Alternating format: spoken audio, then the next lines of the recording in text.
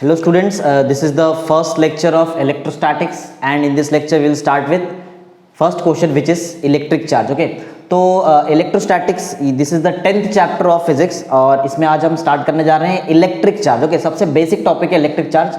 अगर electric charge हमको समझ में आ गया तो आगे जो भी टॉपिक्स है वो बहुत ईजी हो जाएगा, राइट, हमारे लिए. तो इलेक्ट्रोस्टैटिक्स, पहले मैं ये वर्ड का मतलब बता दूं तुमको. इलेक्ट्रोस्टैटिक्स का मतलब क्या, देखो ये जो वर्ड दिख रहा है इलेक्ट्रो रिप्रेजेंट करता है इलेक्ट्रॉन से related word, right, means charge से रिलेटेड वर्ड है. स्टैटिक्स का मतलब ये है कि रुका हुआ, राइट, स्थिर, स्टेशनरी. तो इलेक्ट्रोस्टैटिक्स में क्या करने का है वो सुन लो पहले. इलेक्ट्रोस्टैटिक्स में हमको पढ़ना है इलेक्ट्रो के बारे में. इलेक्ट्रो मींस चार्ज, राइट, और कौन सा charge? Static charge. Static means रुका हुआ charge. Means electrostatics deals with study of stationary charges, right, study of stationary charges. ये हमारा मेन चैप्टर का मतलब है कि इलेक्ट्रोस्टैटिक्स का मतलब क्या है, राइट. समझा इलेक्ट्रोस्टैटिक्स का मतलब क्या? Electrostatics deals with study of stationary charge. Moving charge यहां पर नहीं आने वाला है चैप्टर में. ये चैप्टर में चार्ज के बारे में तो स्टडी करेंगे, लेकिन चार्ज कैसा रहेगा? स्टेशनरी मींस रुका हुआ चार्ज. सिंपल, उसका स्टडी को हम बोलते हैं इलेक्ट्रोस्टैटिक्स. सिंपल, समझा? Okay, so let's start with charge. देखते हैं इलेक्ट्रिक चार्ज क्या होता है. ओके, तो इलेक्ट्रिक चार्ज, वैसे मैंने बहुत बड़ा थियरी यहाँ पे लिखा हुआ है, इतना बड़ा एग्जाम में लिखने की जरूरत नहीं, ये समझाने के लिए कि एक्चुअल में इलेक्ट्रिक चार्ज है क्या. ओके, तो देखते हैं इलेक्ट्रिक चार्ज के बारे में. देखो, अभी तक जो भी रिसर्च वगैरह हुआ है उसमें ऐसा मालूम पड़ा है कि जो मैटर है, राइट, मींस एटम पकड़ लो, इसके अंदर बहुत सारे पार्टिकल्स होते हैं अंदर. जैसे कि देखो मैंने लिखा हुआ point, matter is made up of certain elementary particle. Matter किससे बना हुआ है? एलिमेंटरी पार्टिकल से.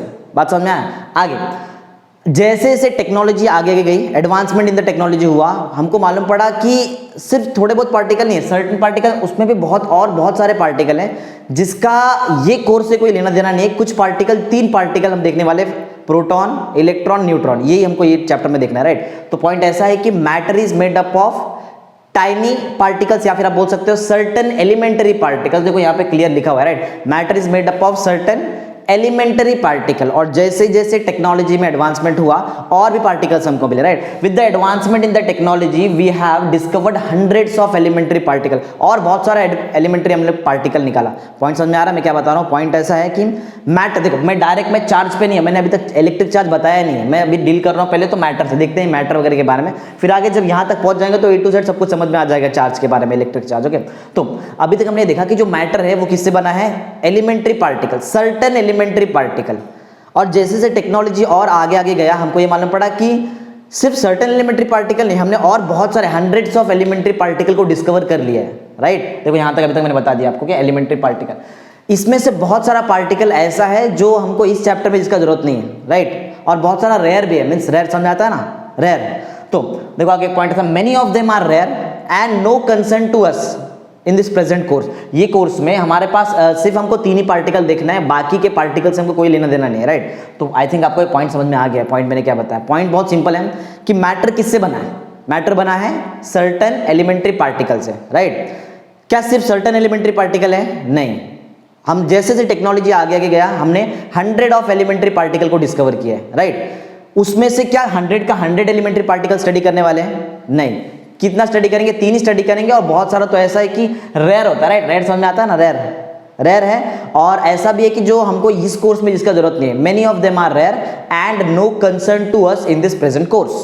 समझा पॉइंट क्या है? एक बार मैं रिपीट करता हूं, ध्यान दो, जो मैं बोल रहा हूं वही एग्जैक्ट पॉइंट यहां पे लिखा हुआ है, right. Matter is made up of certain elementary particle, right. आगे, with the advancement in the technology we have discovered hundreds of elementary particle. देख सकते हो यहाँ पे लिखा हुआ है सेम एग्जैक्ट. फिर उसके बाद हमने क्या देखा? Many of them are rare, बहुत सारे इसमें से कैसा है? Rare, right. Many of them are rare and no concern to us in this present course. बात समझ में आ गया? मतलब पॉइंट, ये जो फर्स्ट पॉइंट है, ये 3 एक्चुअल पॉइंट से बन के बना है, राइट. पहला पॉइंट था कि मैटर बना किससे? आंसर देने का, मैटर किससे बना है? Certain elementary particle. फिर सेकंड हमने देखा क्या सर्टेन एलिमेंटरी पार्टिकल है? नहीं. टेक्नोलॉजी में जैसे एडवांसमेंट हुआ, कितना मतलब पार्टिकल्स हमको मिला है? 100 of elementary hundreds of elementary particle, right. उसमें से बहुत सारा पार्टिकल कैसा है? रेयर है. और आगे और एक बताया कि प्रेजेंट कोर्स में जिसका कोई कंसर्न नहीं है, right. No concern to us in this present course. Simple, first point complete हो गया, एकदम सिंपल. क्लियर? आगे बढ़ते, देखो अभी तक भी मैंने आपको इलेक्ट्रिक चार्ज के बारे में नहीं बताया, मैं इलेक्ट्रिक चार्ज पे लेके आऊंगा तुमको धीरे धीरे, डायरेक्ट इलेक्ट्रिक चार्ज से डील नहीं करेंगे, पहले बेसिक तो समझ लो क्या है, राइट? आगे बढ़ते, देखो आगे ऐसा है कि हमको मालूम है कि ये कोर्स में कौन सा 3 पार्टिकल से डील करना है, इलेक्ट्रॉन, प्रोटॉन और न्यूट्रॉन, तो उसके बारे में अभी आगे का पॉइंट्स रहेगा, right? Simple, right? The 3 most common elementary particles are, जो 3 कॉमन एलिमेंट्री पार्टिकल है जिसके बारे में हमको स्टडी करना है वो क्या क्या है? इलेक्ट्रॉन, प्रोटॉन और न्यूट्रॉन। इलेक्ट्रॉन नेगेटिव चार्ज होता है, सबको मालूम है, प्रोटॉन पॉजिटिवली चार्ज होता है और न्यूट्रॉन पे कोई चार्ज होता नहीं। न्यूट्रॉन का नाम ही बताता है कि न्यूट्रल मीन्स कोई चार्ज नहीं, सिंपल। तो पॉइंट ऐसा है, the 3 most common elementary particle are, कौन सा है? Electron, proton and neutron, simple, एकदम इजी, राइट? आगे बढ़ते हैं, सबका मासेस आपको समझना पड़ेगा, राइट? देखो इलेक्ट्रॉन तुमको मालूम है न्यूक्लियस के बाहर रिवॉल्व करता है ना, सबको मालूम है ना, इलेक्ट्रॉन न्यूक्लियस के बाहर रहता है। न्यूक्लियस के अंदर कौन कौन रहता है? प्रोटॉन रहता है और न्यूट्रॉन। तो प्रोटॉन का मास और न्यूट्रॉन का मास सेम सेम रहता है। जो न्यूक्लियस के अंदर है वो दोनों का मास सेम रहेगा, जो न्यूक्लियस के बाहर है उसका मास अलग रहने वाला है, राइट? तो इतना क्लियर है कि इलेक्ट्रॉन का मास अलग है, प्रोटॉन और न्यूट्रॉन का मास ऑलमोस्ट सेम है, मैं ऐसा बोल सकता है, क्योंकि दोनों किसके अंदर है? न्यूक्लियस के अंदर, सिंपल लॉजिक है। देखो मास ऑफ इलेक्ट्रॉन कितना है? 9.1 इंटू 10⁻⁻31 kg, राइट? इतना मास है किसका? इलेक्ट्रॉन का। मास Me लिखा है, मतलब मास ऑफ इलेक्ट्रॉन कितना रहेगा? 9.1 इंटू 10⁻31 kg, इतना मास इलेक्ट्रॉन का है। मैंने पहले बता दिया, यहां देखने से पहले मैंने तुमको बता दिया था, प्रोटॉन और न्यूट्रॉन का मास कैसा रहेगा? Almost same. देखो मैंने यहाँ पे देखो Mp लिखा है means mass of proton, Mn लिखा है मतलब मास ऑफ न्यूट्रॉन, देखो बीच में ऐसा साइन है, राइट? मीन्स दोनों का मास ऑलमोस्ट सिमिलर है। कितना है? 1.6 इंटू 10⁻27 kg। ये दिख रहा है, ये वाला मास, ये मास है प्रोटॉन और न्यूट्रॉन का, जो दोनों ऑलमोस्ट सेम रहता है, और ये मास किसका है? इलेक्ट्रॉन का। अगर हम लोग ध्यान से देखें ना यहाँ पे, तो -31 kg और ये क्या है? -27। नंबर याद रखो, 9.1 इंटू 10⁻31 और यहाँ पे कितना है? 1.67 इंटू 10⁻27 kg मास है दोनों का, राइट? इलेक्ट्रॉन का मास बता दिया, प्रोटॉन और न्यूट्रॉन का मास सेम सेम है, दोनों एक साथ बता दिया, समझा? आगे बढ़ते हैं।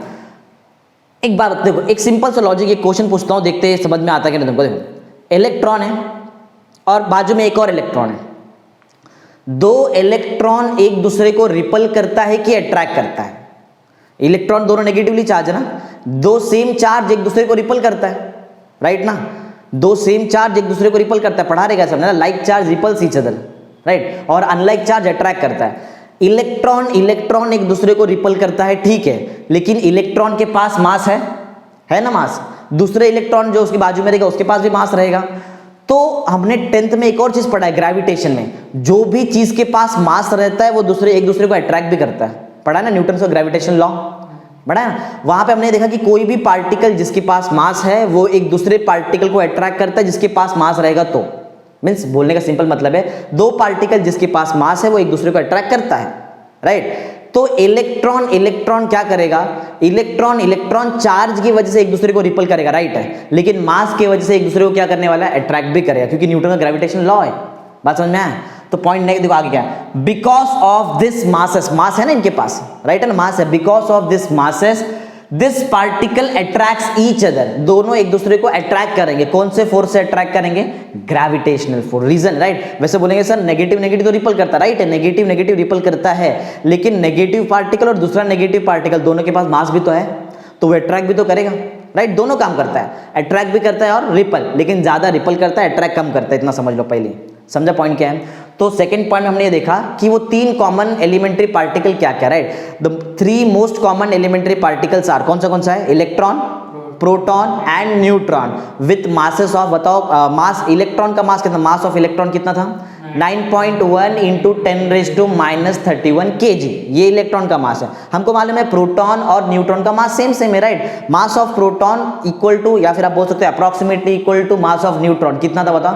1.67 इंटू 10⁻27 kg, किलोग्राम में बताने का, राइट? समझ में आया पॉइंट? फिर हमने बताया कि अरे इनके पास तो मास है, अगर इनके पास मास है तो ये एक दूसरे को अट्रैक्ट भी करते रहेंगे, और कौन से फोर्स से अट्रैक्ट करते हैं? Gravitational force. समझ में आ गया? एकदम easy point. Because of their masses, mass, या फिर आप बोल बिकॉज ऑफ दिस मासेस, क्या करता है वो? एक दूसरे को अट्रैक्ट करता है, right? This particle attracts each other, कौन से फोर्स है? With gravitational force. समझ में आ गया पॉइंट? एकदम इजी, समझा है? एक बार पूरा रिकैप मार देते क्या है, देखो पॉइंट सुनो जरा ध्यान से। The 3 most common elementary particle are electron, proton and neutron with the mass as, आप बोल सकते हो with the mass of electron as, पहला मास जो था कितना था 9.1 into 10⁻³ kg, mass of neutron mass of proton same है, कितना है 1.67 इंटू 10⁻27 kg। क्योंकि मास है, because of this masses this particle attracts each other with the कौन सा फोर्स, ग्रेविटेशनल फोर्स। एकदम इजी सिंपल समझ में आ गया। पॉइंट नंबर 2 भी हमको हो गया। पॉइंट नंबर 1 तो हमको याद है पहले से, राइट, पहले से याद है। मैटर किससे बना है, सर्टेन एलिमेंट्री पार्टिकल। क्या सर्टेन एलिमेंट्री पार्टिकल ही है, नहीं, डिस्कवरी जैसे आगे गया, टेक्नोलॉजी आगे एनहांस हो गया तो हमको हंड्रेड्स ऑफ एलिमेंट्री पार्टिकल मिले, लेकिन सबका सब स्टडी करना है क्या, नहीं, कुछ पार्टिकल का स्टडी करेंगे, राइट। वैसे देखा जाए तो उसमें से बहुत सारे रेयर पार्टिकल्स हैं, राइट ना, और बहुत सारे पार्टिकल ऐसे है कि जिसका हमको ये कोर्स से कोई लेना देना नहीं है, ऐसा। तो हम तो 3 ही पार्टिकल पढ़ने वाले, इलेक्ट्रॉन, प्रोटॉन और न्यूट्रॉन। मास हमको याद भी हो गया मास कितना, राइट। अब आगे बढ़ते हैं फटाफट। देखो पॉइंट ऐसा है, अब मैं तुमको सिखाता हूं। अब पॉइंट आ गया कि मैं तुमको बताऊं चार्ज के बारे में, राइट, चार्ज के बारे में बताएंगे। अच्छा, चार्ज के बारे में बताने से पहले मैं तुमको बताऊंगा इलेक्ट्रिक फोर्स के बारे में, राइट। बात को समझो जरा। 2 पॉइंट में मैंने आपको पहला पॉइंट बताया कि पार्टिकल्स के बारे में, फिर सेकंड पॉइंट में हमने जो हमारा जो काम का 3 पार्टिकल है वो देखा। अभी मैं तुमको इस पॉइंट में बताने वाला हूं इलेक्ट्रिक फोर्स के बारे में। क्या रहता है इलेक्ट्रिक फोर्स, पहले वो समझो, राइट। चलो देखते हैं, बात को पहले समझो फिर पॉइंट पर, डायरेक्ट पॉइंट में पढ़ो, पहले पॉइंट सुनो। देखो 2 इलेक्ट्रॉन है, समझो हमारे पास 2 इलेक्ट्रॉन है, एक इलेक्ट्रॉन, ये सेकंड इलेक्ट्रॉन। ये दोनों इलेक्ट्रॉन के पास मास है, मास रहेगा ना, देखा ना हम लोग, इलेक्ट्रॉन के पास मास होता है। 2 इलेक्ट्रॉन के पास मास है तो ये ग्रेविटेशनल फोर्स से एक दूसरे को अट्रैक्ट करने वाले हैं, ये राइट पॉइंट है, करेक्ट ना।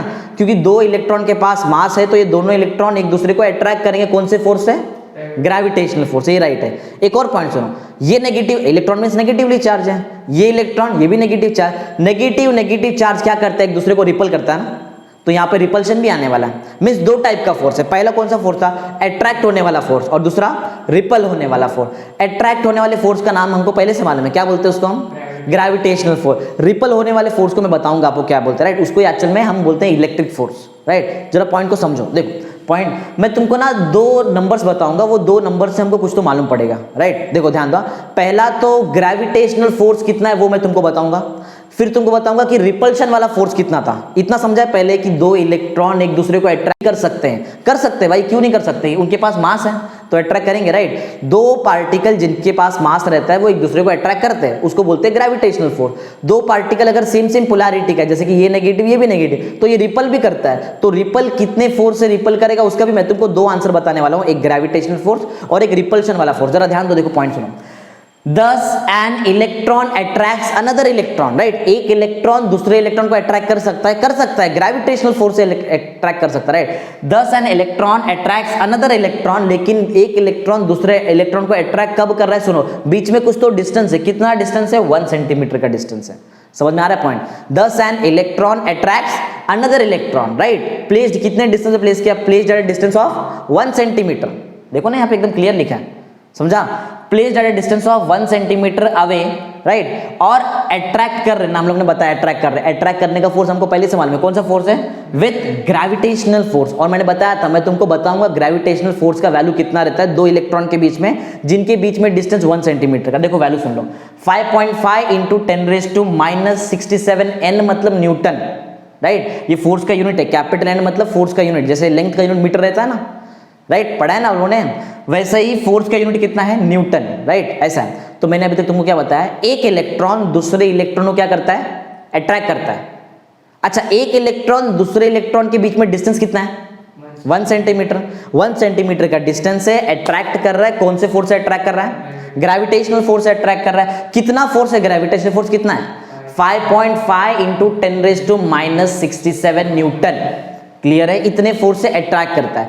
ये समझ में आ गया अट्रैक्शन। लेकिन अभी एक चीज बाकी है, रिपल्शन बाकी है, रिपल्शन भी ढूंढो। देखो, however an electron is found, हमको ऐसा मालूम पड़ा, however an electron is found to repel another electron. हमको ऐसा मालूम पड़ा कि एक इलेक्ट्रॉन दूसरे इलेक्ट्रॉन को सिर्फ अट्रैक्ट नहीं करता है, रिपल भी करता है, राइट। वो रिपल्शन का फोर्स देखो, however an electron is found to repel another electron, right ना। देखो यहाँ पे लिखा है अनदर इलेक्ट्रॉन, वही सेम कितना डिस्टेंस था पहले 1 सेंटीमीटर, अभी भी कितना डिस्टेंस है 1 सेंटीमीटर। 1 सेंटीमीटर में पहले अट्रैक्ट कर रहे थे, 1 सेंटीमीटर में रिपल भी होते हैं। हाँ, कितने फोर्स से रिपल होता है वो सुनो। देखो फोर्स कितना है, 2.3 इंटू 10⁻24 न्यूटन। ये वाला फोर्स और ये वाला फोर्स अलग अलग है। ये कौन सा फोर्स है?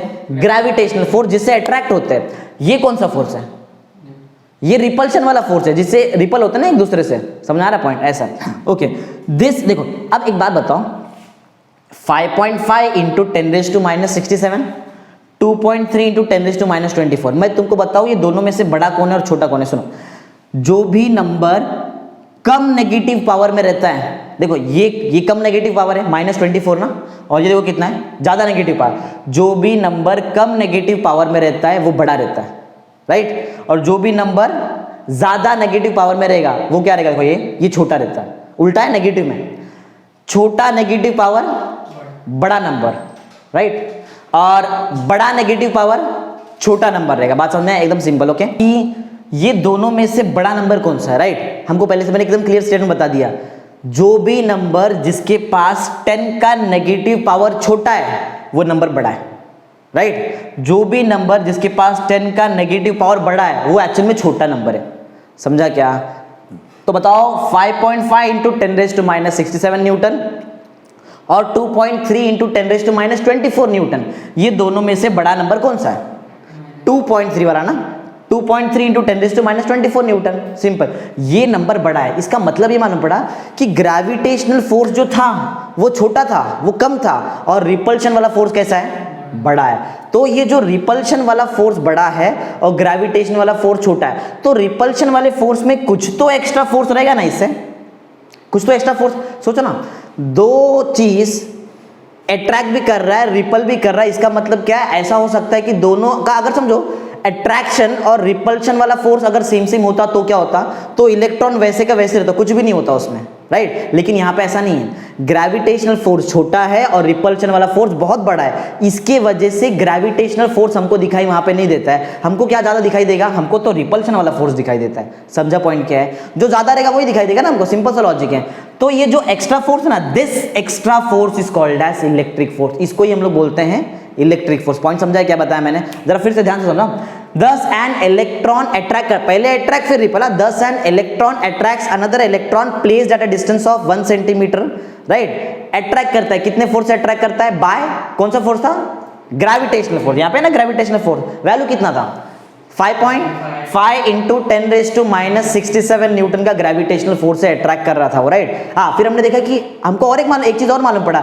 We also found that one electron repels another electron at 1 centimetre distance with the force of, कौन सा फोर्स था? Repulsion force. और वो कितना था? 2.3 इंटू 10⁻24। अरे ये तो ज्यादा फोर्स हो गया फिर तो। ये ज्यादा फोर्स है, मतलब इससे कुछ तो ज्यादा यहाँ पे अमाउंट रहेगा। वो जो ज्यादा फोर्स है ना, जो एक्स्ट्रा फोर्स है, उसको हम लोग क्या बोलते हैं? Electric force. Simple, this extra force is called as electric force. Simple, एकदम इजी। तो हम लोगों ने पॉइंट 3 तक कंप्लीट कर लिया। एक क्विक रिकैप मारते देखते हैं हमको याद है कि नहीं। सबसे पहला पॉइंट अपन ने क्या देखा? मैटर के अंदर क्या, मैटर किससे बना है? बोलना पड़ेगा, सर्टन एलिमेंट्री पार्टिकल। फिर देखा कि सिर्फ सर्टन एलिमेंट्री पार्टिकल नहीं है, एडवांसमेंट जैसे जैसे टेक्नोलॉजी में हुआ हम लोग ने हंड्रेड्स ऑफ एलिमेंट्री पार्टिकल निकाला, राइट। उसमें से बहुत सारा क्या है? रेयर, और बहुत सारा ऐसा भी जिसमें प्रेजेंट हमारे कोर्स में से कोई कंसर्न नहीं है, राइट। लेकिन हम लोग कौन सा पार्टिकल पढ़ने वाले? 3 मोस्ट कॉमन एलिमेंट्री पार्टिकल। कौन सा है? Electron, proton, neutron. इलेक्ट्रॉन का मास कितना है? 9.1 इंटू 10⁻31 kg। प्रोटॉन का मास और न्यूट्रॉन का मास सेम होता है, कितना रहता है? 1.67 इंटू 10⁻27 kg। बात समझ में आया? फिर क्योंकि मास है तो क्या करेंगे? अट्रैक्ट करेंगे। कौन से फोर्स से अट्रैक्ट करेंगे? Gravitational force. हम देखा, चलो इलेक्ट्रॉन को 1 सेंटीमीटर पे रख के देखते और देखते कि अट्रैक्ट किया। कितने फोर्स से अट्रैक्ट किया? कौन से फोर्स से अट्रैक्ट किया? ग्रेविटेशन। और कितना फोर्स था? 5.5 इंटू 10⁻67 न्यूटन। फिर देखा, चलो अरे ये अट्रैक्ट कर रहा है, ठीक है। अब क्या करते हैं? देखते वैसे रखते हैं और देखते हैं अब क्या होता है। एक्चुअल में हमको ये भी मालूम पड़ा कि वो रिपल भी करता है, राइट। रिपल जो फोर्स से करता है उसको क्या बोलते हैं? Repulsive force. सिंपल। और उसका वैल्यू कितना था हमारे लिए? 2.3 इंटू 10⁻24। इधर ये तो ज्यादा वैल्यू हो गया। ये जो एक्स्ट्रा वैल्यू है इसके कंपेरिजन में, वो एक्स्ट्रा फोर्स को हम लोग क्या बोलते हैं? Electric force. समझा? एकदम इजी। अब एक पॉइंट सुनो, ग्रेविटेशनल फोर्स किसके वजह से आया था? ये जो ग्रेविटेशनल फोर्स था ये किसकी वजह से आया था? मास की वजह से आया था। मास रहेगा तो न्यूटन ने बोला ना, जो भी पार्टिकल के पास मास है वो ग्रेविटेशनल फोर्स से अट्रैक्ट करता है। तो हमको पहले से मालूम है ग्रेविटेशनल फोर्स का रीजन क्या है? मास, राइट ना। तो इलेक्ट्रिक फोर्स का रीजन क्या रहेगा, ये क्वेश्चन आया साइंटिस्ट लोग के माइंड में कि इलेक्ट्रिक फोर्स के लिए भी कोई तो रीजन होना चाहिए। जैसे ग्रेविटेशनल फोर्स का रीजन क्या था, मास है तो ग्रेविटेशनल फोर्स है, तो इलेक्ट्रिक फोर्स है मतलब कुछ तो ऐसा प्रॉपर्टी रहेगा जो जिसकी वजह से इलेक्ट्रिक फोर्स आ रहा है। तो वो जो प्रॉपर्टी है जिसकी वजह से इलेक्ट्रिक फोर्स आ रहा है ना, उसको ही हम लोग बोलते हैं इलेक्ट्रिक चार्ज। समझा भी इलेक्ट्रिक चार्ज क्या है, सिंपल, राइट। देखो पढ़ो, देखते मालूम पड़ेगा। The electric force is very large, हमको मालूम है इलेक्ट्रिक फोर्स ज्यादा है ना, देखो ये इससे कंपैरिजन बहुत ज्यादा है। The electric force is very large as compare to the gravitational force, right ना, समझ आ रहा है ना पॉइंट क्या है। The electron must have some additional property, मैंने पहले ये पढ़ने से पहले ही बता दिया मैंने तुमको। जैसे कि ग्रेविटेशनल फोर्स किसके लिए मींस मास रिस्पॉन्सिबल था किसके लिए, कौन से फोर्स के लिए, ग्रेविटेशनल। वैसे ही इलेक्ट्रिक फोर्स के लिए कोई तो एक ऐसा प्रॉपर्टी है जो रिस्पॉन्सिबल है, वो प्रॉपर्टी पहले ही बता दिया। प्रॉपर्टी कौन है, वो इलेक्ट्रिक चार्ज। वही पढ़ रहे मैं पॉइंट में, वही तुमको बताने वाला हूँ, राइट। फिर से पढ़ते रहो, ध्यान दो।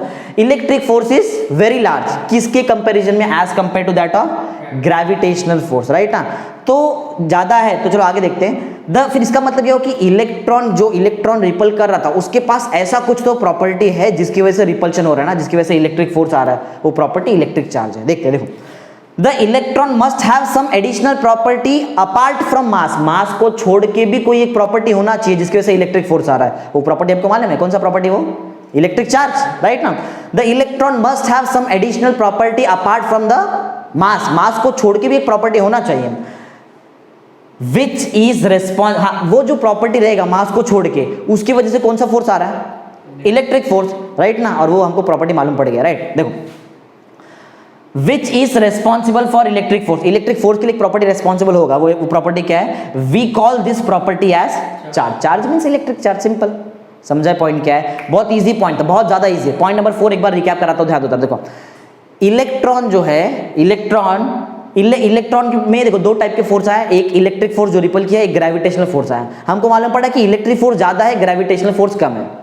तो हमको ये भी मालूम है कि ग्रेविटेशनल फोर्स किसकी वजह से आया था, मास की वजह से आया था। तो इलेक्ट्रिक फोर्स भी किसकी वजह से आएगा, मास को छोड़ के कोई प्रॉपर्टी होना चाहिए, लेकिन राइट, वो मास को छोड़ के वो जो प्रॉपर्टी है उसको हम लोग क्या बोलते हैं, charge, means electric charge, simple, complete, right. आगे बढ़ते हैं, अपना पॉइंट सुनो। हमको ये वाला पॉइंट भी तुमको समझा दिया, जो नेक्स्ट पॉइंट 5th लिखा ना वो भी समझा दिया है हमको पहले मालूम। Just as mass is responsible for कौन सा force, gravitational force, electric charge is responsible for कौन सा फोर्स, इलेक्ट्रिक फोर्स। समझा ना, एकदम इजी, पढ़ो देखो। Just as mass is responsible for gravitational force, charge is responsible for electric force. यही तो बताया मैंने बोल के, समझा है ना। अरे भाई ये बहुत इजी पॉइंट है, बहुत ज्यादा इजी पॉइंट है, राइट, खाली समझ में आना चाहिए प्रॉपर्ली, समझा। तो ये फर्स्ट कॉलम मैंने तुमको प्रॉपर्ली कंप्लीट करके दे दिया। अभी तक हमको ये मालूम है कि जो इलेक्ट्रिक फोर्स आया वो किसकी वजह से आया था, इलेक्ट्रिक चार्ज की वजह से आया था, ये हमको समझ में आ गया। आगे बढ़ते हैं, नेक्स्ट पॉइंट, चलो यहाँ पे आते हैं। ओके चलो अब देखते हैं, हमको मालूम है किसके पास इलेक्ट्रिक चार्ज, बताओ। अभी जो मैंने फर्स्ट कॉलम यहाँ पे मैंने कंप्लीट किया, फर्स्ट कॉलम मैंने कंप्लीट किया, इसमें एक चीज मालूम पड़ा, मैंने प्रोटॉन को स्टडी किया क्या, नहीं, मैंने न्यूट्रॉन को स्टडी किया क्या, किसको स्टडी किया हम लोग ने, इलेक्ट्रॉन को स्टडी किया, राइट। इलेक्ट्रॉन को स्टडी किया मतलब हमको अभी एकदम क्लियर मालूम है किसके पास चार्ज है, इलेक्ट्रॉन। न्यूट्रॉन प्रोटॉन का इंफॉर्मेशन नहीं है, वो मैं तुमको सेकंड कॉलम में बताएगा कि न्यूट्रॉन के पास चार्ज है कि नहीं। देखो 10th में पढ़ा है न्यूट्रॉन के पास चार्ज नहीं होता है, क्यों नहीं होता वो नहीं पढ़ा है 10th में, मैं पढ़ाएगा तुमको कि न्यूट्रॉन के पास चार्ज क्यों नहीं होता, राइट। 10th में हम लोगों ने एक और चीज पढ़ा कि प्रोटॉन के पास चार्ज होता है, पॉजिटिव चार्ज रहता है, पढ़ा है ना अपन ने। प्रोटॉन के पास पॉजिटिव चार्ज क्यों होता, वो 10th में नहीं पढ़ा है, मैं तुमको इधर पढ़ाएगा प्रोटॉन के पास चार्ज क्यों रहता है, राइट। हर एक चीज का साइंस में रीजन है, जैसे मैंने तुमको यहाँ पे प्रूफ करके बताया कि इलेक्ट्रॉन के पास चार्ज है, समझा। वैसे मैं तुमको प्रूफ करके दिखाएगा कि न्यूट्रॉन के पास चार्ज नहीं है, प्रूफ चाहिए, प्रूफ दिखाएगा साइंस में ऐसा है, और प्रोटॉन के पास चार्ज है। चलो दिखाता हूं कैसे, सुनो। इमेजिन करो, पहले पॉइंट छोड़ो, पहले इमेजिन करो, फर्स्ट प्रोटॉन सेकंड प्रोटॉन, बीच में डिस्टेंस वही 1 सेंटीमीटर का डिस्टेंस ले लो। दो प्रोटॉन के बीच में डिस्टेंस 1 सेंटीमीटर का है, दोनों पॉजिटिव है, राइट। क्या दोनों के पास मास रहेगा, मास है क्या प्रोटॉन के पास, है। अगर प्रोटॉन के पास मास है मतलब वो अट्रैक्ट करेगा, कौन सा फोर्स अट्रैक्ट करेगा, हमको मालूम है कि अट्रैक्ट किया मतलब कौन सा फोर्स, ग्रेविटेशनल फोर्स। अच्छा, अगर अट्रैक्ट करने वाला फोर्स ग्रेविटेशनल फोर्स है तो क्योंकि प्रोटॉन पॉजिटिव है ये भी पॉजिटिव, लाइक चार्ज है ना, सेम सेम चार्ज, तो रिपल्शन भी होने वाला है यहाँ पे, राइट ना।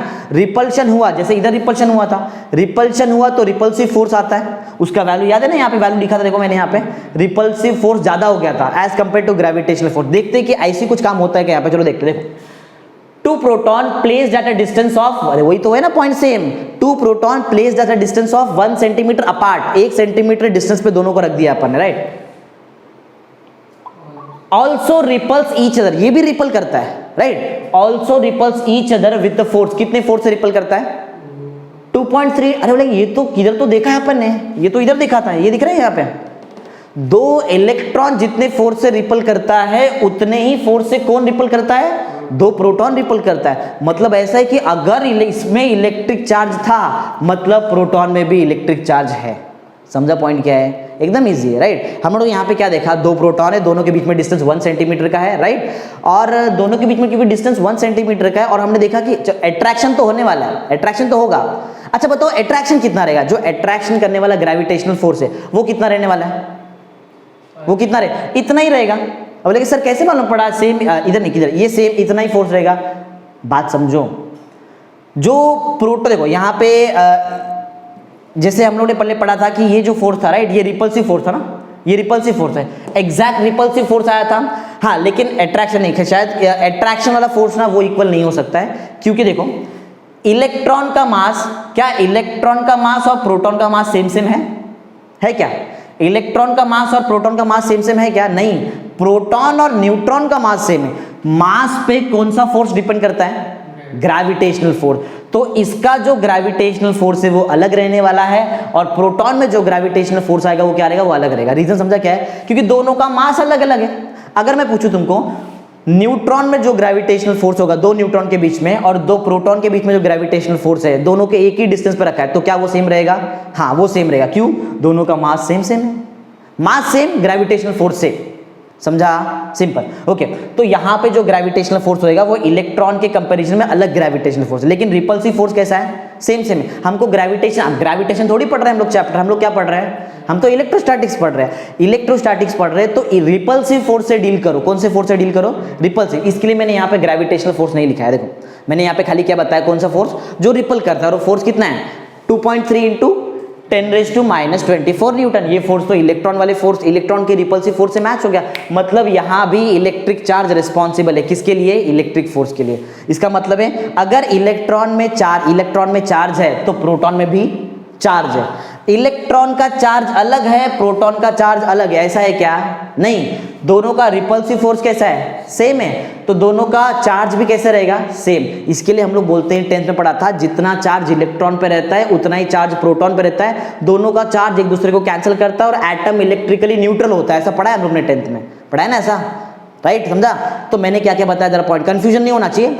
किसका मास सेम है पहले बताओ, प्रोटॉन और न्यूट्रॉन का मास सेम है, किसका चार्ज सेम है, इलेक्ट्रॉन और प्रोटॉन का चार्ज सेम है, समझा क्या, अलग अलग चीजें एकदम, राइट। आगे बढ़ते हैं, हाँ, तो हमको समझ में आ गया कि भाई प्रोटॉन में भी चार्ज है। अब आगे बढ़ते देखते, चलो देखते कि न्यूट्रॉन में चार्ज है क्या, हमको पहले से मालूम न्यूट्रॉन में चार्ज होता है क्या, नहीं, प्रूफ देखते हैं कि न्यूट्रॉन में चार्ज क्यों नहीं होता। सुनो, जब दो न्यूट्रॉन को 1 सेंटीमीटर डिस्टेंस पे रखा तो वहां पे मालूम पड़ा कि ये दो न्यूट्रॉन सिर्फ अट्रैक्शन दिखाता है, क्या दिखाता है, सिर्फ रिपल्शन होता ही नहीं यहाँ पे। अगर अट्रैक्शन दिखाता है मतलब खाली कौन सा फोर्स प्रेजेंट है, ग्रेविटेशनल, सिंपल, तो मतलब इलेक्ट्रिक फोर्स है ही नहीं। अगर इलेक्ट्रिक फोर्स है नहीं तो इलेक्ट्रिक चार्ज भी नहीं आएगा, क्योंकि हम लोगों ने पढ़ा इलेक्ट्रिक फोर्स आता किसकी वजह से, इलेक्ट्रिक चार्ज की वजह से, समझ गए, एकदम सिंपल। पढ़ते चलो, two neutron placed at a distance of 1 centimetre पे रख रहा है, अपार्ट अट्रैक्ट, देखो क्या लिखा है यहाँ पे, अट्रैक्ट, रिपल लिखा है क्या, नहीं, रिपल नहीं होता है, खाली क्या होता है, अट्रैक्ट ईच अदर। कितने फोर्स से अट्रैक्ट करता है, 1.9, बहुत कम फोर्स है, 1.9 इंटू 10⁻⁻60, -60 बोलो कितना कम फोर्स हो गया, सोचो, इतना कम फोर्स से अट्रैक्ट करता है, विच इज इक्वल टू कौन सा फोर्स है, ये अट्रैक्ट कर रहे हैं मतलब ग्रेविटेशनल फोर्स है, which is equal to gravitational force between, किसके बीच में ग्रेविटेशनल फोर्स है, दो न्यूट्रॉन रखा था ना, तो न्यूट्रॉन के बीच में रहेगा, between neutron, thus we can say neutron has mass, खाली न्यूट्रॉन के पास क्या है, मास। इलेक्ट्रिक चार्ज है क्या, नहीं है, राइट, बट नो चार्ज नहीं है उसके पास, समझ में आ गया, सिंपल, राइट। नंबर्स याद करना पड़ेगा, बहुत ईजी है, राइट, लेकिन नंबर्स याद हो भी जाएगा, तो आई थिंक आपको प्रॉपर्ली यहाँ पे समझ में आ गया। चलो आगे बढ़ते हैं, अब देखते हैं यहाँ पे, देखो अभी मैं तुमको ये बताता हूं कि कोई भी एटम पे हम लोग चार्ज कैसे लेके आ सकते हैं, राइट। देखो कोई भी एटम का अगर मैं इलेक्ट्रिकल न्यूट्रलिटी डिस्टर्ब कर दूं ना तो वो एटम चार्ज हो जाता है। अब बोले सर कैसे मालूम पड़ता है कि इलेक्ट्रिकल न्यूट्रलिटी हम लोग ने डिस्टर्ब कर दिया, सिंपल है, कोई भी चीज में से एक इलेक्ट्रॉन निकाल लो, एक ही नहीं, अगर इलेक्ट्रॉन निकाला तो भी चार्ज आएगा, अगर इलेक्ट्रॉन एक्स्ट्रा दिया तो भी चार्ज आएगा, समझा पॉइंट क्या है, समझ आ रहा है। कोई भी चीज में से, कोई भी एटम में, समझो मैंने एक इलेक्ट्रॉन निकाला, अगर मैंने एक इलेक्ट्रॉन निकाला ना तो वो एटम पे +1 का चार्ज आता है। क्यों +1 आता है, इलेक्ट्रॉन निकाला तो +1 चार्ज, इलेक्ट्रॉन दिया तो -1 चार्ज। एक इलेक्ट्रॉन निकाला तो कितना चार्ज? +1। और एक एक्स्ट्रा इलेक्ट्रॉन दिया तो -1 चार्ज। समझ में आ गया? Simple, right? समझा? देखते हैं। Charge particle can be produce, कैसे बनता है? बाय डिस्टर्बिंग इलेक्ट्रिकल बताया ना मैंने, कैसे बनाते हैं हम लोग? इलेक्ट्रिकल न्यूट्रलिटी को डिस्टर्ब करते। कैसे डिस्टर्ब करते करके बताया मैंने तुमको, सुनो। ऑफ एन एटम, हाँ, अगर इलेक्ट्रॉन का लॉस होता है, मैंने बताया ना, एक इलेक्ट्रॉन निकाला मतलब एक इलेक्ट्रॉन को लॉस किया तो कौन सा चार्ज आया था? Positive charge. मीन्स प्लस, एक इलेक्ट्रॉन निकालो तो +1 चार्ज, 2 निकालू तो +2 चार्ज, 3 इलेक्ट्रॉन निकालू तो प्लस, मतलब इलेक्ट्रॉन निकालो तो पॉजिटिव चार्ज। समझा? हाँ, तो लॉस ऑफ इलेक्ट्रॉन गिव्स कौन सा चार्ज? Positive charge. अगर समझो मैंने एटम में से इलेक्ट्रॉन निकाल दिया तो अंदर प्रोटॉन और इलेक्ट्रॉन में से, दोनों में से कौन कम हो जाएगा? इलेक्ट्रॉन, क्योंकि इलेक्ट्रॉन निकाल दिया ना। देखो, इलेक्ट्रॉन कम है, प्रोटॉन ज्यादा है। समझा ना? अरे बहुत इजी है। आगे गेन समझ आता है, मतलब दिया, एक्स्ट्रा लिया उसको। गेन ऑफ इलेक्ट्रॉन समझो एक्स्ट्रा इलेक्ट्रॉन दिया, या फिर कोई एटम ने एक्स्ट्रा इलेक्ट्रॉन लिया तो कौन सा चार्ज आता है? नेगेटिव। अगर एक्स्ट्रा इलेक्ट्रॉन आया तो कौन ज्यादा है अंदर? इलेक्ट्रॉन ज्यादा कि प्रोटॉन ज्यादा?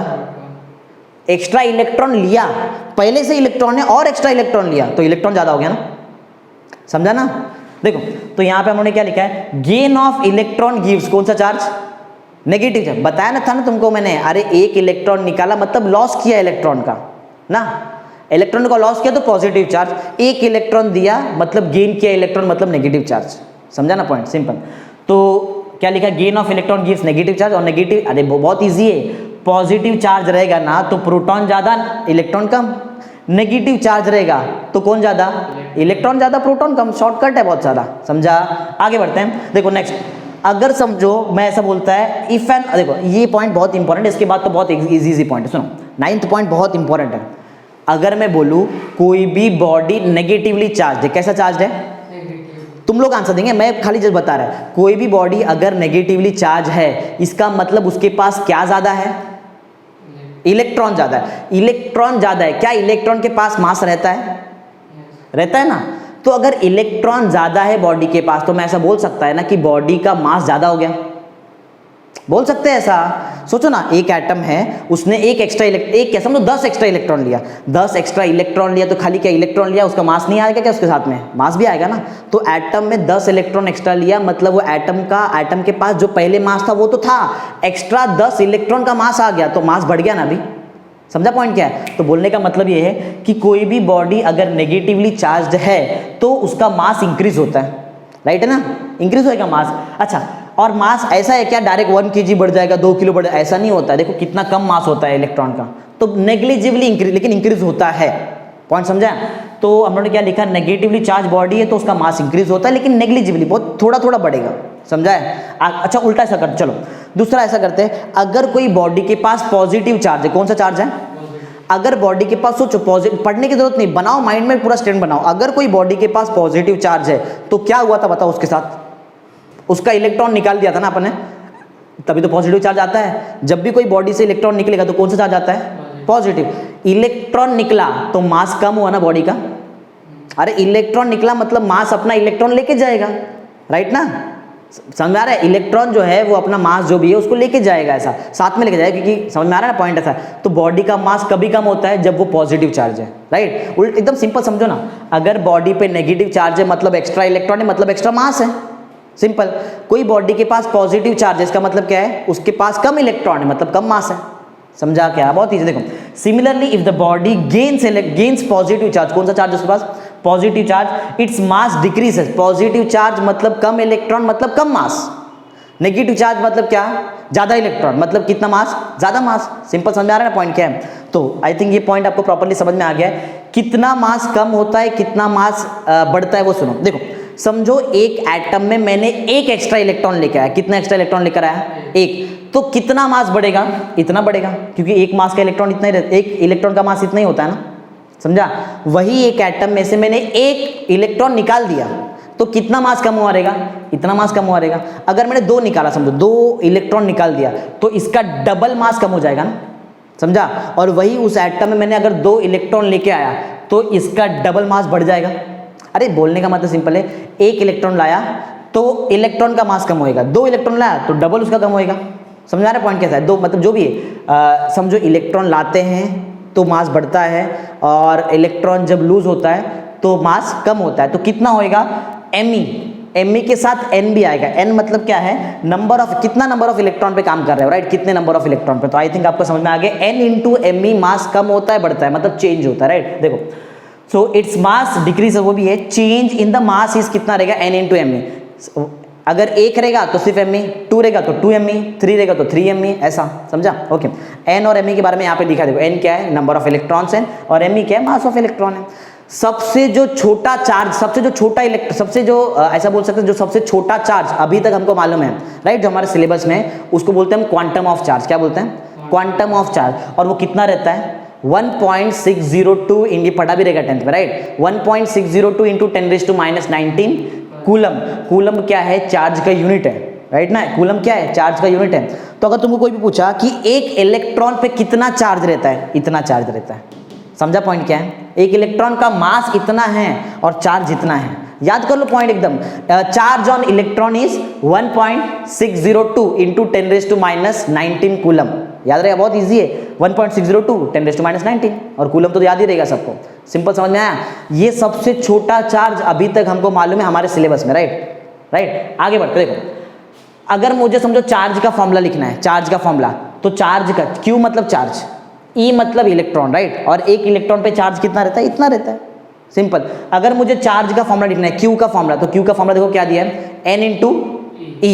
N क्या रहेगा, नंबर ऑफ इलेक्ट्रॉन्स, E हमको मालूम है, E का वैल्यू कितना है, याद करो, E का वैल्यू कितना होना चाहिए, 1.602 इंटू 10⁻⁻19, याद हो जाना चाहिए अभी का भी, समझा। आगे बढ़ते हैं। हाँ, अगर समझो थोड़ा छोटा चार्ज है, छोटा चार्ज, ये Q मतलब फुल चार्ज जो भी रहेगा, DQ mean small charge, DQ का फॉर्मूला क्या रहेगा, IDT, राइट। ये बताऊंगा मैं तुमको एकदम डिटेल में जब आगे के बताऊंगा, जब आगे वाला टॉपिक सिखाऊंगा। अभी तो जस्ट फॉर्मूला देख लो खाली क्या। एक फॉर्मूला मैंने तुमको चार्ज का बताया, फर्स्ट फॉर्मूला Q का फॉर्मूला क्या था, N into E, right. Second formula small charge के लिए, DQ मतलब स्मॉल चार्ज, D जिधर भी दिखा मतलब स्मॉल, समझा। तो DQ स्मॉल चार्ज का फॉर्मूला क्या रहेगा, I into DT। Small charge small time में ही आएगा ना, अरे आना चाहिए इतना इजी तो, बराबर। आगे बढ़ते हैं। ऐसा यूनिट पहले बता दिया, कौन सा, क्या यूनिट, देखो कूलम, राइट है। एक और यूनिट है, देखो मैं जो यहाँ पे लिखा है ना, इतना बड़ा एग्जाम में कभी नहीं आता है, कभी, ये तो मैंने तुमको एकदम डिटेल में बता दिया। इलेक्ट्रिक चार्ज के बारे में ऐसा कोई पॉइंट नहीं जो तुमको नहीं मालूम है, अगर ये वीडियो देख लिया है तो, समझा। तो A to Z सब कुछ बता दिया इलेक्ट्रिक चार्ज। अगर एग्जाम में आता है तो पर्टिकुलर थोड़ा बहुत लिखेंगे, चल जाएगा इसमें। ये वाला पार्ट ज़्यादा लिखो, ये वाला पार्ट बहुत इंपॉर्टेंट, राइट, ऐसा। तो स्मॉल चार्ज भी देख लिया, ऐसा यूनिट देखा अपन, ऐसा यूनिट क्या था, कूलम। एक और ऐसा यूनिट, देखो पढ़ो जरा क्या ऐसा यूनिट है, एम्पियर सेकेंड, देख रहे हैं यहाँ पे, एम्पियर सेकेंड। ये एक और यूनिट, दोनों यूनिट रहा है, देखो पहला क्या है, कूलम, और सेकेंड क्या है, एम्पियर सेकेंड। चलो आगे बढ़ते हैं। स्मॉलर, अगर छोटा यूनिट हमको देखने का, छोटा, देखो कुछ नया नया चीज मैं तुमको यहाँ पे सिखाऊं, क्योंकि 10th में ये सब चीज नहीं था, अब पहली बार सुन रहे हैं। 1m से वो लिखा है, स्मॉल m और c लिखा है वहां पे। स्मॉल m का मतलब है मिली, स्मॉल m का मतलब क्या है, मिली। मिली जिधर भी दिखा तो उधर यूज करने का 10⁻⁻3, क्या यूज करने का, 10⁻⁻3। ये दिख रहा है स्मॉल n, स्मॉल n का मतलब है नैनो, स्मॉल n मतलब क्या, नैनो। जहां भी नैनो दिखा वहां पे यूज करने का 10⁻⁹। ये बहुत इजी है। मिली मतलब कितना, 10⁻⁻3। नैनो मतलब कितना, 10⁻⁹। ये दिख रहा है, ये यू नहीं, उसको बोलते हैं म्यू, क्या बोलते हैं उसको, ऐसा थोड़ा पीछे करने का, राइट, ऐसा। म्यू जहां भी दिखा वहां पे लिखने का 10⁻⁶। एग्जैक्ट। मिली के लिए -3, 10⁻⁻3। नैनो के लिए 10⁻⁹। और माइक्रो के लिए, ये एक्चुअल में इसको बोलते हैं माइक्रो, राइट। मिली, नैनो, माइक्रो। माइक्रो के लिए क्या यूज करने का, 10⁻⁶, एकदम सिंपल है। तो 1 मिली कूलम कितना रहेगा, 10⁻⁻3 कूलम। 1 नैनो कूलम कितना रहेगा, 10⁻⁹ कूलम। 1 माइक्रो कूलम कितना रहेगा, 10⁻⁶ कूलम। अरे बहुत इजी है, मिली 10⁻�3, नैनो 10⁻⁹, माइक्रो 10⁻⁶, हो गया, खत्म। आगे CGS यूनिट भी देखते हैं। देखो जैसे ऐसा यूनिट होता है, पढ़ा रहेगा ना 10th में, CGS यूनिट भी होता है। CGS याद रखने वाला टॉपिक है, सिंपल ऐसा है। CGS यूनिट क्या है, स्टैट कूलम। क्या रहेगा, स्टैट कूलम। किसका पढ़ रहे हैं हम लोग, इलेक्ट्रिक चार्ज का CGS यूनिट पढ़ रहे हैं। एक और CGS यूनिट, इसको बोलते हैं ESU। क्या बोलते हैं, ESU। ESU का मतलब क्या है, इलेक्ट्रोस्टैटिक यूनिट। देखो ऐसा नहीं कि मैं एक बार पढ़ा दिया पूरा का पूरा, या ऐसा नहीं होता है। ये तो मैं एक बार पढ़ा रहा हूं, तुमको इसको 2-3 बार रिवाइज करना पड़ेगा तो जाके प्रॉपर्ली याद होएगा, राइट, समझा पॉइंट ऐसा है। आगे देखते हैं, डायमेंशन क्या रहता है, राइट। चार्ज का डायमेंशन क्या है, ब्रैकेट डालने का और बीच में Q लिखना है। चार्ज, इलेक्ट्रिक चार्ज Q से डिनोट करते हैं ना हम लोग, तो Q। एक और पॉसिबल है, याद है यूनिट, जरा याद देखो, एम्पियर सेकेंड ना। एम्पियर के लिए A लिखने का, सेकेंड टाइम का यूनिट है ना, 100 सेकेंड किसका रहता है, टाइम का। तो देखो मैंने टी लिखा है, समझा क्या, एकदम इजी। चार्ज दो ऑप्शन है, या तो डायरेक्ट ब्रैकेट में क्यू लिखो चल जाएगा, या तो ब्रैकेट स्क्वायर ब्रैकेट में क्या लिखना पड़ेगा, AT, डायमेंशन है, राइट। आगे देखते हैं, इलेक्ट्रोमैग्नेटिक यूनिट ऑफ चार्ज भी रहता है। इलेक्ट्रोमैग्नेटिक यूनिट ऑफ चार्ज क्या रहता है, उसको बोलते हैं हम AB कूलम, क्या small a small b coulomb, right, AB coulomb, याद रहेगा। बहुत सारा अलग, मैंने 3 टाइप का यूनिट पढ़ाया। पहले था ऐसा यूनिट, क्या था ऐसा यूनिट, कूलम, और एक था, बोलो क्या था दूसरा, एम्पेयर सेकंड। फिर पढ़ाया CGS यूनिट, CGS यूनिट क्या क्या है, स्टैट कूलम, एक और नाम है उसका क्या, इलेक्ट्रोस्टैटिक यूनिट। फिर अभी कौन सा यूनिट पढ़ा रहा है मैं, इलेक्ट्रोमैग्नेटिक यूनिट। क्या रहता है electromagnetic unit, AB coulomb, right. Electromagnetic unit of charges क्या है, AB कूलम। 1 कूलम का आंसर कितना रहता है, 1/10 AB कूलम। ये देखो ये सब मैथमेटिक्स है, तुमको याद करना पड़ेगा, राइट। ये इतना इंपॉर्टेंट नहीं है, बट फिर भी ये लेक्चर अगर तुमने प्रॉपरली पढ़ लिया, मतलब इलेक्ट्रिक चार्ज के बारे में सब इन्फॉर्मेशन आ गया आपको, इससे ज्यादा पढ़ने की जरूरत नहीं है, इतना काफी है, राइट। समझ में आ गया पॉइंट क्या पढ़ा अपन, एक क्विक रिकैप मार के देखते हैं हमको याद है कि नहीं। सबसे पहले पॉइंट में किससे डील किया था हम लोगों ने, मैटर से, याद है। फिर सेकंड पॉइंट हमने क्या देखा कि वो 3 कौन सा मोस्ट कॉमन पार्टिकल्स है, राइट ना। फिर पॉइंट नंबर 3 में देखा कि वो जो 2 इलेक्ट्रॉन है उसको 1 सेंटीमीटर पर रखा तो अट्रैक्ट भी कर रहा था और रिपल करने वाले फोर्स को अपन ने नाम दिया, कौन सा फोर्स था वो, इलेक्ट्रिक फोर्स। फिर देखा कि जो इलेक्ट्रिक फोर्स वो ज्यादा है, किससे ज्यादा है, ग्रेविटेशनल फोर्स है, राइट है ना। तो फिर बाद में बताया कि जैसे ग्रेविटेशनल फोर्स किसकी वजह से आता है, मास, तो इलेक्ट्रिक फोर्स किसकी वजह से आता रहेगा, इलेक्ट्रिक चार्ज। तो वही पॉइंट अपन सेम 5th वाले पॉइंट में भी सेम वही लिखा। फिर देखा कि इलेक्ट्रॉन के पास चार्ज है। पॉइंट नंबर 6 में देखा कि और एक पार्टिकल के पास चार्ज है, कौन था वो, प्रोटॉन। न्यूट्रॉन देखा तो न्यूट्रॉन में चार्ज मिला क्या, नहीं, खाली क्या रहता है उसके पास, मास, राइट। फिर तो यहां से हम लोगों ने देखा कि अगर कोई बॉडी को चार्ज करने का है तो क्या करना पड़ता है, डायरेक्ट उसका इलेक्ट्रिकल न्यूट्रलिटी डिस्टर्ब कर दो। कैसा डिस्टर्ब होता है, इलेक्ट्रॉन निकालो, मतलब इलेक्ट्रॉन लॉस कराओ या तो इलेक्ट्रॉन गेन कराओ, 2 ऑप्शन है, राइट है ना। अगर इलेक्ट्रॉन गेन होता है तो मास बढ़ता है, बराबर ना, और इलेक्ट्रॉन लॉस हुआ तो मास कम होता है, डिक्रीज होता है। फिर अपन ने देखा कि क्वांटम सबसे छोटा चार्ज क्या है, कितना सबसे छोटा चार्ज, 1.602 इंटू 10⁻⁻19 कूलम। फिर देखा कि चार्ज का फॉर्मूला भी हमारे पास, क्यू, चार्ज का फॉर्मूला क्या है, N इंटू E, राइट ना। फिर स्मॉल चार्ज का फॉर्मूला देखा, स्मॉल चार्ज मतलब क्या था, DQ का फॉर्मूला क्या था, I इंटू DT, राइट। फिर देखा कि ऐसा यूनिट क्या है, बोलो क्या था ऐसा यूनिट, कूलम, और एक यूनिट है एम्पियर सेकंड। फिर देखा स्मॉलर यूनिट भी हमारे पास, 1 मिली कूलम का आंसर क्या है, 10⁻³ कूलम। 1 नैनो कूलम का आंसर क्या है, 10⁻⁹ कूलम। 1 माइक्रो कूलम का आंसर कितना है, 10⁻⁶ कूलम। इजी है अपने लिए एकदम पूरा। फिर CGS यूनिट देखा, CGS यूनिट बोलो कौन सा, 2 CGS यूनिट था, पहला स्टैट कूलम और दूसरा इलेक्ट्रोस्टैटिक यूनिट, याद है। फिर देखा डायमेंशन, डायमेंशन बहुत ईजी है, इलेक्ट्रिक चार्ज पढ़ रहे तो ब्रैकेट में खाली क्या लिखने का, Q। एक और ऑप्शन है एम्पियर सेकंड है ना, तो AT भी लिख सकते हैं हम लोग, राइट। और एक लास्ट में उन्होंने क्या पढ़ा, इलेक्ट्रोमैग्नेटिक यूनिट, क्या रहता है वो, AB कूलम, बराबर ना। देखो यहाँ पे लिखा है ना, 1 कूलम का आंसर कितना रहता है, 1/10 AB कूलम, सिंपल खत्म। तो ये लेक्चर मैंने तुमको पूरा A to Z बता दिया किसके बारे में, इलेक्ट्रिक चार्ज के बारे में। आई होप प्रॉपर्ली समझ में आ गया रहेगा, ओके, थैंक यू।